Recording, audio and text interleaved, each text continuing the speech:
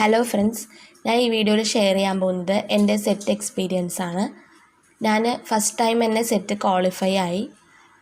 അപ്പോൾ ഞാൻ ആദ്യമായിട്ട് സെറ്റ് എഴുതുന്ന ആ ഒരു സമയത്തുണ്ടായ എക്സ്പീരിയൻസാണ് ഞാൻ ഇവിടെ പറയാൻ ഉദ്ദേശിക്കുന്നത്.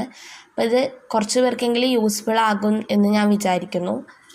അപ്പോൾ ഞാൻ എൻ്റെ BEd പഠിക്കുന്ന സമയത്ത് എഴുതാമെന്ന് വിചാരിച്ചു. പക്ഷേ ആ ടൈമിൽ എനിക്ക് എഴുതാൻ കുറച്ച് സാഹചര്യങ്ങൾ കൊണ്ട് പറ്റിയില്ല. അപ്പോൾ അതുകൊണ്ട് ഞാൻ രണ്ടാമത്തെ വർഷം, അതായത് ഞാൻ BEd പഠിച്ച് കഴിയാനായ സമയത്താണ് എഴുതുന്നത്. അപ്പോൾ എൻ്റെ 4th സെം എക്സാമിൻ്റെ സമയത്തായിരുന്നു സെറ്റ് എക്സാം വന്നത്. അപ്പോൾ എൻ്റെ എക്സാമിൻ്റെ ഇടയിൽ വന്നതുകൊണ്ട് തന്നെ എനിക്ക് വലിയ പ്രതീക്ഷയൊന്നും ഉണ്ടായില്ല. എന്നാലും ഞാൻ ഒരു 2 വീക്സോളം ഞാൻ കുറച്ചൊക്കെ പ്രിപ്പയർ ചെയ്യാൻ ശ്രമിച്ചിരുന്നു. അപ്പോൾ ആദ്യം ഞാൻ അതിൽ നോക്കിയിട്ടുണ്ടായിരുന്നത് സിലബസ് ആയിരുന്നു. സിലബസിൽ ഞാൻ പ്രധാനമായിട്ടും ഫസ്റ്റ് നോക്കിയത് മിനിമം മാർക്ക് എത്രയാണ് വേണ്ടത് എന്നാണ്. എത്ര % ഓഫ് മാർക്സ് ആവശ്യമാണ് ക്വാളിഫൈ ആകാനെന്നാണ്. അപ്പോൾ കാറ്റഗറി വൈസ് തന്നെ നല്ല വ്യത്യാസം ഉള്ളതുകൊണ്ട് ഞാൻ OBC കാറ്റഗറി ആയിരുന്നു. അപ്പോൾ അതുകൊണ്ട് പേപ്പർ 1നും പേപ്പർ 2നും മിനിമം എത്ര മാർക്ക് വേണം എന്ന് ഞാൻ ആദ്യം നോക്കി. അപ്പോൾ അതൊരു 35 വേണം എന്നായിരുന്നു. അപ്പോൾ പേപ്പർ 1ലും 35, പേപ്പർ 2ലും 35, അതുപോലെ ടോട്ടലായിട്ട് 145 മാർക്സ് വേണം എന്നുള്ളൊരു കണ്ടീഷൻ ഉണ്ടായിരുന്നു, അല്ലെങ്കിൽ അങ്ങനെ ഒരു ക്രൈറ്റീരിയ വെച്ചിട്ടുണ്ടായിരുന്നു. അപ്പോൾ ഇതിൽ ഈ ഒരു മാർക്കിംഗ് അല്ലാതെ തന്നെ പേപ്പർ 1നും പേപ്പർ 2നും കൂടെ 42 വെച്ചിട്ട്, അതുപോലെ ടോട്ടൽ 108 മാർക്ക് വേണം എന്നുള്ളത് ഞാൻ ഫിക്സ് ചെയ്തു. അപ്പോൾ ആ ഒരു 108 മാർക്ക് കിട്ടുക എന്നുള്ളത് എന്തായിരുന്നു, ഒരു ബേസിക് ആയിട്ടുള്ള ക്രൈറ്റീരിയ ആയിട്ട് തന്നെ ഞാൻ കണ്ടിട്ടുണ്ടായിരുന്നു. പക്ഷെ എന്നാലും എനിക്ക് തോന്നി 108 കറക്റ്റായി വാങ്ങാൻ പാടില്ല. അപ്പോൾ ഞാൻ OBC ആയതുകൊണ്ട് തന്നെ ജനറൽ കാറ്റഗറിക്ക് കിട്ടുന്ന അത്ര മാർക്ക് എനിക്ക് ക്വാളിഫൈ ചെയ്യണം അല്ലെങ്കിൽ വാങ്ങണം എന്നുള്ള ഒരു ലക്ഷ്യം ഞാൻ മുന്നിൽ വെച്ചു. 108 അല്ലാതെ 116 മാർക്ക് വെക്കണമെന്ന്, ആ ഒരു മാർക്ക് കിട്ടണമെന്ന് ഞാൻ ആദ്യം തന്നെ ഓർപ്പിച്ചിട്ടുണ്ടായിരുന്നു. അല്ലേ, അങ്ങനെ ആ ഒരു നമ്മൾ പറയില്ല ഗോള് വെക്കുക എന്നുള്ള രീതിയിൽ ഞാൻ ഫിക്സ് ചെയ്തു. പിന്നെ പ്രധാനമായിട്ട് ഞാൻ ചെയ്തത് എൻ്റെ പേപ്പർ 2 എന്ന് പറയുന്നത് എക്കണോമിക്സ് ആയിരുന്നു. അപ്പോൾ എക്കണോമിക്സ് ആ ഒരു സിലബസ് ഞാൻ നോക്കിയപ്പോൾ വളരെ വാസ്റ്റായിട്ടുള്ള സിലബസ് ആയിരുന്നു. അപ്പോൾ ഞാൻ കൊടുക്കുക ജസ്റ്റ് ഏതൊക്കെയാണെന്നുള്ളത്. ഇപ്പോൾ മൊഡ്യൂൾ, അതായത് ഓരോ യൂണിറ്റിലും നോക്കുകയാണെങ്കിൽ ഒരുപാടധികം ടോപ്പിക്സ് ഉണ്ടായിരുന്നു. അപ്പോൾ എനിക്ക് എന്തായാലും ഇതെല്ലാ ടോപ്പിക്സും ഈ ഒരു കുറഞ്ഞ സമയത്തിൽ പഠിച്ചെടുക്കുക എന്നുള്ളതൊരു ടാസ്ക് തന്നെയാണ്. അത് പോസിബിൾ അല്ല ഇത്രയും ടോപ്പിക്ക് പഠിക്കുക എന്നുള്ളത്. അപ്പം ഞാൻ അതുകൊണ്ട് തന്നെ ആദ്യം തന്നെ ഒരു ഓവറോൾ ഐഡിയ ഉണ്ടാക്കാൻ വിചാരിച്ചു. ഓരോ ടോപ്പിക്കും ഏതൊക്കെയാണെന്ന് ഞാൻ ആദ്യം സെലക്ട് ചെയ്തു. അപ്പോൾ അതിൽ കുറേ അധികം ഏരിയാസ് വരുന്നുണ്ട്. എക്കണോമിക് ഡെവലപ്മെൻറ്റ്, എൻവയോൺമെൻറ്റൽ എക്കണോമിക്സ് ആ ഒരു ഏരിയ വരുന്നുണ്ട്. പിന്നെ ഡെവലപ്മെൻറ്റ് എക്സ്പീരിയൻസ് ഇന്ത്യ കേരള ആ ഒരു കാര്യം വരുന്നുണ്ട്. പിന്നെ quantitative method, macro economics, micro, പിന്നെ അതുപോലെ തന്നെ മണി ആൻഡ് ബാങ്കിങ്, അങ്ങനെ ഒരുപാട് ഏരിയ വന്നിട്ടുണ്ടായിരുന്നു.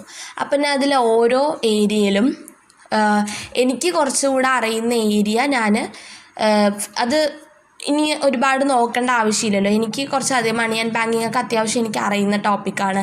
ക്വാണ്ടിറ്റേറ്റീവ് വലിയ പ്രശ്നമില്ലാത്തതാണ്. അപ്പോൾ അതുകൊണ്ട് എനിക്ക് ഏതൊക്കെ നല്ലോണം അറിയാം എന്നുള്ളൊരു ഒരു ഐഡിയ ഞാൻ ആദ്യം തന്നെ ഉണ്ടാക്കിയെടുത്തു. അപ്പോൾ അതനുസരിച്ചിട്ട് ഞാൻ ആ ഒരു ഏരിയയ്ക്ക് കുറച്ച് ഇമ്പോർട്ടൻസ് കൊടുത്തു. വേറെ എനിക്ക് ഡെവലപ്മെൻറ്റിലൊന്നും അധികം അറിയില്ല. അപ്പോൾ ആ ഒരു ഏരിയയിൽ തിയറീസൊക്കെ കുറച്ച് അധികം ഉണ്ടായല്ലോ. അപ്പോൾ ആ ഒരു തിയറീസൊക്കെ ഞാൻ ജസ്റ്റ് യൂട്യൂബിൽ തന്നെ കുറച്ച് ക്ലാസ്സുകൾ കണ്ടിട്ട് അതുപോലെ ആ ഒരു തിയറി എന്താണെന്ന് പഠിക്കാതെ ആ തിയറിയിൽ നിന്ന് എന്തൊക്കെ ക്വസ്റ്റ്യൻസ് എക്സ്പെക്റ്റ് ചെയ്യുക, അല്ലെങ്കിൽ ആ തിയറിയിൽ നിന്ന് എന്തെല്ലാം ക്വസ്റ്റ്യൻസ് ആണ് ചോദിച്ചിട്ടുള്ളത്, മുൻ വർഷങ്ങളിൽ എന്തൊക്കെ ക്വസ്റ്റ്യൻസ് വന്നിട്ടുണ്ട്, അതിന് എത്ര ഇമ്പോർട്ടൻസ് ഉണ്ട്. അല്ലാണ്ട് വെറുതെ നമ്മൾ കുറേ പഠിച്ചിട്ട് കാര്യമില്ലല്ലോ. അത് ക്വസ്റ്റ്യൻ ചോദിച്ചിട്ടുണ്ടെങ്കിലല്ലേ നമ്മൾ പഠിക്കേണ്ടതുള്ളൂ.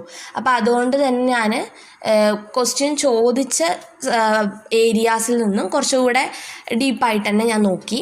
ഡീപ്പായിട്ട് മീൻസ് ആ ഒരു ആൻസറിന് ചുറ്റിപ്പറ്റിയുള്ള ഏരിയാസൊക്കെ ഞാൻ കുറച്ചുകൂടെ ക്ലിയർ ആക്കി. പിന്നെ ഇയേഴ്സൊക്കെ അത്യാവശ്യം അധികമൊന്നും ചോദിച്ച് കണ്ടില്ല. അപ്പം അതിനൊന്നും ഇമ്പോർട്ടൻസ് കൊടുത്തിട്ടില്ല. പിന്നെ പറയുകയാണെങ്കിൽ ട്രേഡ് തിയറികളും അതുപോലെ തന്നെ theories of growth, public finance, ആ ഒരു ഏരിയ എന്നൊക്കെ ഞാൻ അത്യാവശ്യം നോക്കിയിട്ടുണ്ടായിരുന്നു. ഞാൻ ഒരുപാട് പറയുന്നില്ല, ഒരുപാട് പറയുമ്പോൾ നിങ്ങൾക്കും നിങ്ങളുടെ ടോപ്പിക്ക് വെച്ചിട്ട് നിങ്ങൾക്ക് കുറച്ചുകൂടെ നോക്കാവും ബെറ്റർ. ഇപ്പം ഞാൻ എൻ്റെ പേപ്പർ 2 വെച്ച് പറയുകയാണെങ്കിൽ കൂടുതലും ഞാൻ നോക്കിയത് ക്വസ്റ്റ്യൻ പേപ്പർ വെച്ചിട്ടാണ്. അതായത് ഞാൻ അല്ലാതെ ഫുള്ളായിട്ട് പഠിക്കുക എന്ന് ഞാൻ തീരുമാനിച്ചില്ല. ഞാൻ ക്വസ്റ്റ്യൻ പേപ്പർ വെച്ച് തന്നെയാണ്, മുൻ വർഷങ്ങളിലെ ക്വസ്റ്റ്യൻ പേപ്പർ വെച്ചിട്ടാണ് ഞാൻ പഠിച്ചത്. ഇതാണ് എൻ്റെ പേപ്പർ 2, അതായത് എൻ്റെ സബ്ജക്റ്റ് ഏരിയ വെച്ച് ഞാൻ പറയുകയാണെങ്കിൽ. പിന്നെ പേപ്പർ 1ൻ്റെ കാര്യം, എനിക്ക് പേപ്പർ 1 സത്യം പറഞ്ഞാൽ എന്താ ചോദിക്കുക, എവിടെ നിന്നാണ് ചോദിക്കുക, ഒരു ഐഡിയ ഇല്ലായിരുന്നു. ബിക്കോസ് ഞാൻ ഫസ്റ്റ് അറ്റംപ്റ്റ് ആയതുകൊണ്ട് തന്നെ മുന്നേ ഒന്നും ഞാൻ എന്താണെന്നോ ഒന്നും നോക്കിയിട്ടില്ല, പ്രിപ്പയർ ചെയ്യണമെന്ന് പോലും ഞാൻ തീരുമാനിച്ചിട്ടുണ്ടായിരുന്നില്ല.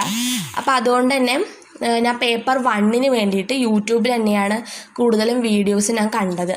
അപ്പോൾ യൂട്യൂബിൽ തന്നെ കൂടുതലും ഇതന്നെ പ്രീവിയസ് ഇയർ ക്വസ്റ്റ്യൻ പേപ്പേഴ്സ് തന്നെ ഞാൻ ആദ്യം ഒന്ന് റഫായിട്ട് ചെക്ക് ചെയ്തു എവിടെ നിന്നൊക്കെയാണ് വരുന്നത്. അപ്പോൾ ആ ഒരു ടോപ്പിക്ക് ഞാൻ ആദ്യം എഴുതി വെച്ചു. അതായത് ഇപ്പോൾ ലിറ്ററേച്ചർ ചോദിക്കുന്നുണ്ടെങ്കിൽ ആ ഒരു ഏരിയ, പിന്നെ ഡാൻസ് ഫോംസ്, അങ്ങനെ ഓരോ സ്റ്റേറ്റിലുള്ള ഡാൻസ് ഫോമുകൾ ചോദിക്കുന്നുണ്ട്, മാച്ച് ദ ഫോളോയിങ് ഏരിയ. പിന്നെ ചില എമിനൻറ്റ് പേഴ്സണാലിറ്റീസിനെ കുറിച്ച് ചോദിക്കുന്നുണ്ട്, അവർ ഏത് ഏരിയയിലാണ് അവർ ഏത് ഏരിയയിൽ നിന്നാണ് അവർക്ക് ഈ പ്രൈസ് കിട്ടിയത്, അല്ലെങ്കിൽ അവർ ഏതുമായി ബന്ധപ്പെട്ടിരിക്കുന്നു, അങ്ങനെയുള്ള ക്വസ്റ്റ്യൻസൊക്കെ കണ്ടിട്ടുണ്ട്. പിന്നെ കണ്ടത് നമ്മളെ കറണ്ട് അഫെയർസിൽ തന്നെ കുറച്ചധികം ക്വസ്റ്റ്യൻസ്, അതായത് ഇപ്പോൾ സാറ്റലൈറ്റിനെ കുറിച്ചിട്ടും അങ്ങനെയുള്ള കുറച്ച് കാര്യങ്ങൾ, പിന്നെ പുതിയതായിട്ടുള്ള അപ്പോയിൻമെൻറ്റ്സ് വന്നിട്ടുണ്ട്. അങ്ങനെ ഒരു ജനറൽ PSC പോലെ, അല്ലെങ്കിൽ ഒരു PSCയുടെ ചെറിയൊരു മോഡലൊക്കെ ഉണ്ടായിരുന്നു അതിൽ. അപ്പോൾ അതുകൊണ്ട് ഞാൻ അത്രയും നമുക്ക് പഠിച്ചു പോകാൻ പറ്റില്ല. അപ്പോൾ അതുകൊണ്ട് കൂടുതലും ആ ഒരു കുറച്ച് ഇമ്പോർട്ടൻ്റ് ആയിട്ടുള്ള, അല്ലെങ്കിൽ ചോദിക്കാൻ ചാൻസ് ഉണ്ടെന്ന് നമുക്ക് തന്നെ തോന്നുന്നല്ലോ, ആ ഒരു ഏരിയയിൽ നിന്ന് ഞാൻ നോക്കി. അപ്പോൾ അങ്ങനെ നോക്കി മാത്സ് ഫോളോയിങ് ഒക്കെ ചെയ്യുക. ഞാൻ തന്നെ ഇപ്പോൾ എന്തെങ്കിലും കാണുമ്പോൾ ഞാൻ അത് പ്രാക്ടീസ് ചെയ്യാൻ തീരുമാനിച്ചു. അപ്പോൾ അങ്ങനെ പ്രാക്ടീസ് ചെയ്യുമ്പോൾ എനിക്ക് തന്നെ ഒരു ഐഡിയ കിട്ടി തുടങ്ങി എങ്ങനെയാണ്, അല്ലെങ്കിൽ കുറേയൊക്കെ ആ വേർഡിൽ തന്നെ ആ ഒരു ആൻസർ ഉണ്ടാവുന്ന ആ ഒരു സിറ്റുവേഷനൊക്കെ ഞാൻ കണ്ടിട്ട് അങ്ങനെ ഞാൻ പ്രാക്ടീസ് ചെയ്തു.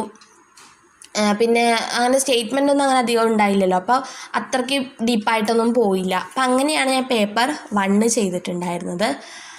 പേപ്പർ 2ൻ്റെ കാര്യം ഞാൻ ഇപ്പോൾ പറഞ്ഞല്ലോ. അപ്പോൾ അങ്ങനെ ഞാൻ ഒരു അത്യാവശ്യം ഒരു 2 വീക്സ് 3 വീക്സ് അത്രേ ഞാൻ നോക്കിയിട്ടുണ്ടായിരുന്നുള്ളൂ. അപ്പോഴേക്കും ഞങ്ങൾ ഫസ്റ്റ് സെം എക്സാം വന്നപ്പോൾ ഫോർത്ത് സെം എക്സാം വന്നപ്പോൾ ആദ്യത്തെ എക്സാമിന് ശേഷമാണ് ഈ ഒരു എക്സാം ഒരു സൺഡേ ആയിട്ടാണ് വന്നത്. അപ്പോൾ അങ്ങനെ എഴുതിയ സമയത്ത് ആദ്യത്തെ എക്സാം ഞങ്ങൾ B.Edൻ്റെ എക്സാം കഴിഞ്ഞപ്പോൾ എനിക്ക് എന്തായാലും ഒരു പ്രാക്ടീസ് ഇല്ലല്ലോ എന്നുള്ള രീതിക്ക് ഞാൻ അധികം പിന്നെ നോക്കിയില്ല. ഫോർത്ത് സെം ആണല്ലോ ഇമ്പോർട്ടൻ്റ് എന്ന് പറഞ്ഞിട്ട് അധികം നോക്കിയില്ല. പിന്നെ അപ്പോഴാണ് അവിടെ എക്സാം കുറച്ച് ലാഗായി, കുറച്ച് മഴയുടെയൊക്കെ പ്രശ്നമായിട്ട് എക്സാം കുറച്ച് ഗ്യാപ്പ് വന്നപ്പോഴാണ് എനിക്ക് ഒന്നുകൂടെ ഒന്ന് നോക്കാൻ പറ്റിയത്. അങ്ങനെ ആ ഒരു എക്സാം എനിക്ക് വലിയ കുഴപ്പമുണ്ടായിരുന്നില്ല. എക്സാം എഴുതുമ്പോൾ തന്നെ എനിക്കൊരു കോൺഫിഡൻസ് ഉണ്ടായിരുന്നു. ക്വസ്റ്റ്യൻസൊക്കെ അറ്റൻഡ് ചെയ്യുമ്പോൾ തന്നെ എനിക്കൊരു ഉള്ളിലൊരു പ്രതീക്ഷ ഉണ്ടായിരുന്നു, വലിയ കുഴപ്പമില്ലാത്ത എക്സാമാണ് എന്നുള്ളൊരു മൈൻഡ് സെറ്റ് ഉണ്ടായി. ആദ്യത്തെ ഫസ്റ്റ് ജനറൽ പേപ്പർ നോക്കുകയാണെങ്കിൽ നല്ലപോലെ തന്നെ ക്വസ്റ്റ്യൻസൊക്കെ എനിക്ക് അറ്റൻഡ് ചെയ്യാൻ പറ്റി. പിന്നെ നെഗറ്റീവ് മാർക്കിംഗ് ഇല്ലാത്തതുകൊണ്ട് എല്ലാ ക്വസ്റ്റ്യനും ആൻസർ ചെയ്യുക എന്നുള്ളൊരു ഇത് മുന്നിൽ ആയതുകൊണ്ട് തന്നെ കുറച്ചുകൂടെ കോൺഫിഡൻസ് ഉണ്ട്. അതായത് ഇപ്പോൾ നമ്മൾ തെറ്റിയാൽ മാർക്ക് പോവില്ല എന്നുള്ളൊരു കോൺഫിഡൻസ് ഉണ്ടായിരുന്നു. അങ്ങനെ സെക്കൻഡ് പേപ്പർ നോക്കുമ്പോൾ കുറച്ചുകൂടെ എനിക്ക് എൻ്റെ സബ്ജക്റ്റ് ഏരിയ ആണെങ്കിലും കുറേയൊക്കെ ഞാൻ പഠിച്ച് ഒരു 3 ഇയേഴ്സിൻ്റെ ഒരു ഗ്യാപ്പ് വന്നുകൊണ്ട്, അല്ല അത്ര 3 ഇയേഴ്സ് വലിയ ദൂരമാണെന്നല്ല, എന്നാലും എനിക്കത് എന്തോ നല്ലപോലെ നോക്കാത്തതുകൊണ്ടിൻ്റെ ഒരു പ്രശ്നം തന്നെയാണ്. എന്നാലും വലിയ കുഴപ്പമില്ലാണ്ട് ഞാൻ അറ്റൻഡ് ചെയ്തു. വലിയ കൺഫ്യൂസിങ് ആയിട്ടുള്ള ക്വസ്റ്റ്യൻസ് ഒന്നും ചോദിച്ചില്ല. കാരണം നമ്മൾ ഒരു എക്കണോമിക്സ് അല്ലെങ്കിൽ ഒരു പഠിച്ച ഒരാൾക്ക് ഒരു ബേസിക് ലെവൽ വെച്ച് വരാണ് കുറേ ക്വസ്റ്റ്യൻസ് ചോദിച്ചിട്ടുണ്ടായിരുന്നു. അപ്പോൾ അതുകൊണ്ട് വലിയ ബുദ്ധിമുട്ടുണ്ടായില്ല. പിന്നീട് എക്സാം കഴിഞ്ഞ് ഞാൻ തിരിച്ച് വന്നപ്പോൾ നമ്മൾ പ്രൊഫഷണൽ ആൻസർ കീ ഇട്ടല്ലോ, അതായത് എന്തൊക്കെയാണ് ആൻസർ എന്നുള്ള കാര്യം ഇട്ടപ്പോൾ ഞാൻ ജസ്റ്റ് ചെക്ക് ചെയ്തു എങ്ങനെയാണ് ആൻസർ ഞാൻ അറ്റൻഡ് ചെയ്തൊക്കെ ശരിയാണോ എന്നുള്ളത്. അപ്പം തന്നെ എനിക്ക് ഒരു അറൗണ്ട് 108 മേലെ മാർക്ക് ഉണ്ടായിരുന്നു 2 പേപ്പറും കൂടെ ചേർത്തിട്ട്. അതുപോലെ ഓരോ പേപ്പറിലും ഫസ്റ്റ് പേപ്പറിലൊരു 65 മാർക്ക് ഉണ്ടായിരുന്നു. സെക്കൻഡ് പേപ്പറിലും അതേപോലെ ഒരു 50 റേഞ്ചിൽ മാർക്ക് ഉണ്ടായിരുന്നു. അപ്പോൾ അത് എന്തായാലും നമ്മുടെ ക്രൈറ്റീരിയനേക്കാൾ എബോവ് ആയതുകൊണ്ട് തന്നെ എനിക്കൊരു അപ്പം തന്നെ ഒരു കുഴപ്പമില്ല എന്നുള്ളത് വന്നു. പിന്നെ ഓരോ ആൻസേഴ്സും, അതായത് ഇപ്പം ഞാൻ ചെയ്ത ആൻസർ തന്നെ ശരിയായ ആൻസർ തന്നെ അതിൽ റോങ് ആയിട്ടുണ്ടായിരുന്നു, അതായത് തെറ്റാണെന്നുള്ളതുണ്ടായിരുന്നു. പക്ഷെ അത് പിന്നീട് കുറേ പേരും ആൻസർ അങ്ങനെയല്ല എന്ന് പറഞ്ഞ് അയച്ചൊക്കെ കൊടുത്ത് അത് കറക്റ്റ് ചെയ്ത് വീണ്ടും വന്നു. അങ്ങനെ കുറച്ചധികം മാർക്ക് വീണ്ടും കൂടി.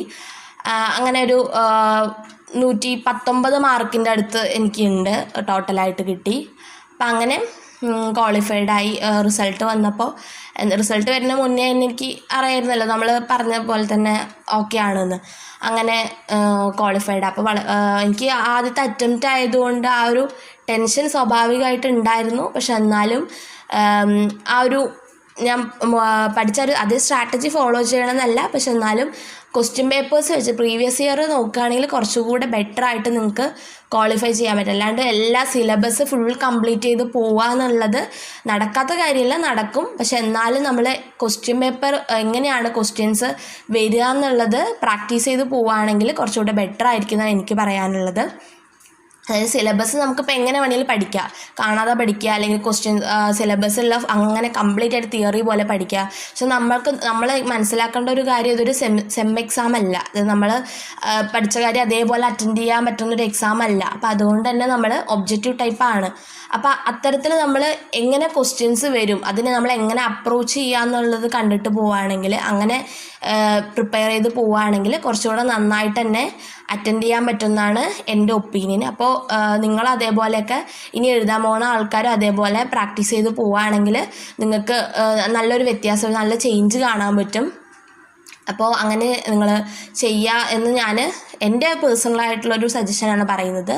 അപ്പോൾ നിങ്ങൾക്ക് ഈ ഒരു വീഡിയോ യൂസ്ഫുൾ ആയെന്ന് ഞാൻ വിചാരിക്കുന്നു. അടുത്ത വീഡിയോയിൽ കാണാം. Thank you.